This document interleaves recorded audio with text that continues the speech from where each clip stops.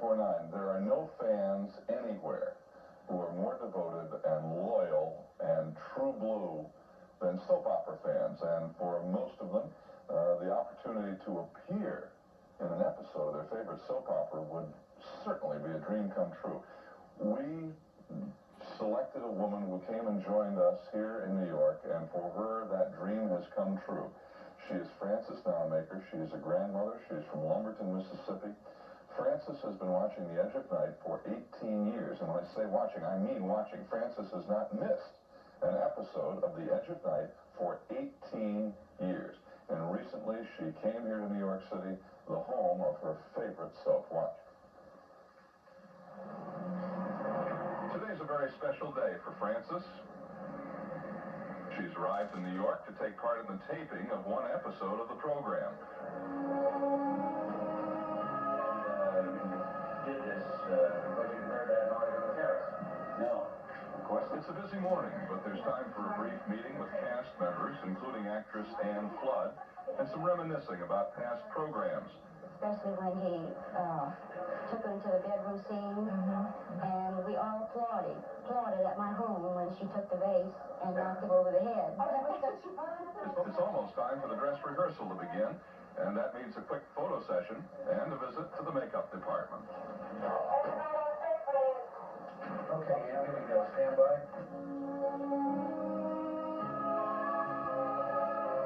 In the series, Draper Scott, played by actor Tony Craig, is accused of murdering his mother-in-law, Margot Huntington Dorn.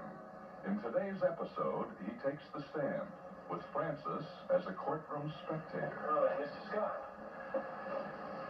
your conclusion is that somehow, some way, someone got into that apartment before Margot Dorn arrived, and then when she stepped out of the elevator, this mysterious person administered the blow which caused her death. Is that correct? Yes, I mean, that seems to be the only possible solution. Somehow, some way, this mysterious person just vanished into thin air, disappearing, of course, leaving you holding the poker. You know, I find that very, very difficult to believe. And I really don't see how you can believe it either. Objection, Your Honor. Mr. Nelson is giving his summation to the jury. Never mind, Your Honor. I'll withdraw the question. I have no further use of the witness. Your Honor, with the court's permission, I would like to redirect. Go ahead. I have just one question. Mr. Scott, Draper, did you kill your wife's mother? No. I certainly did not.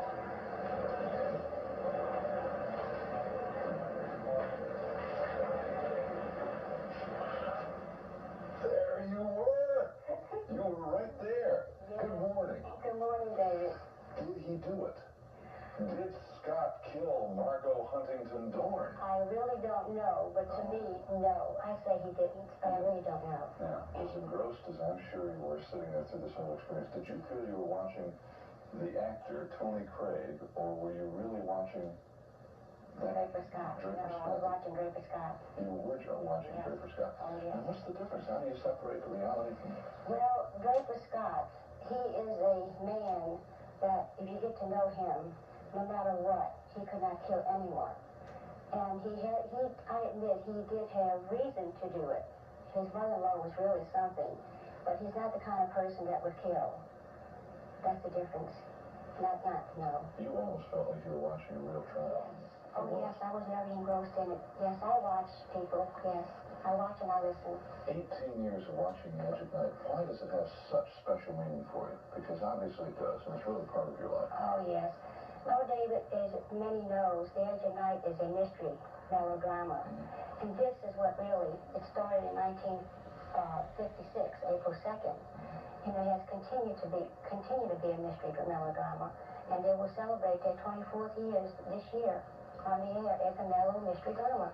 What does your husband say Oh, about... he's thrilled. He's with me all the way. He's wonderful. He really is. Isn't that nice? He admires the cast just as I do. Right. Yes. Do you change your schedule around? I mean, do you adjust your normal living schedule to make sure that you don't miss the show, or is that necessary? Yes. What I do is get up and do my regular housework in the morning. I take on a routine. By 9:30, 10 o'clock, everything's finished, clothes on the line, the house is finished. Then I got time to devote myself to the show and to people. Describe what it was like for me.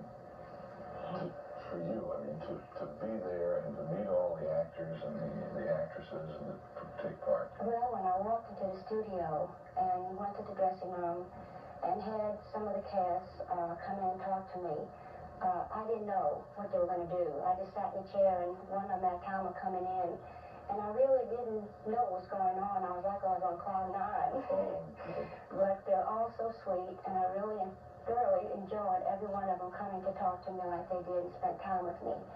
And then they took me from there and they said, well, Frances, it's time for you to go on the set.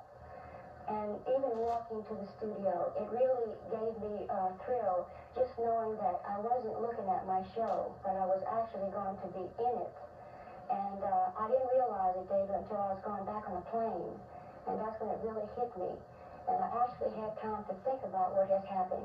And you did it. And you've been there. And this afternoon, Yes. Frances will be able to watch what we just saw on film. Will actually be on the air, on the edge of night this afternoon. And thank you for sharing your experience with us. Oh, it's my pleasure.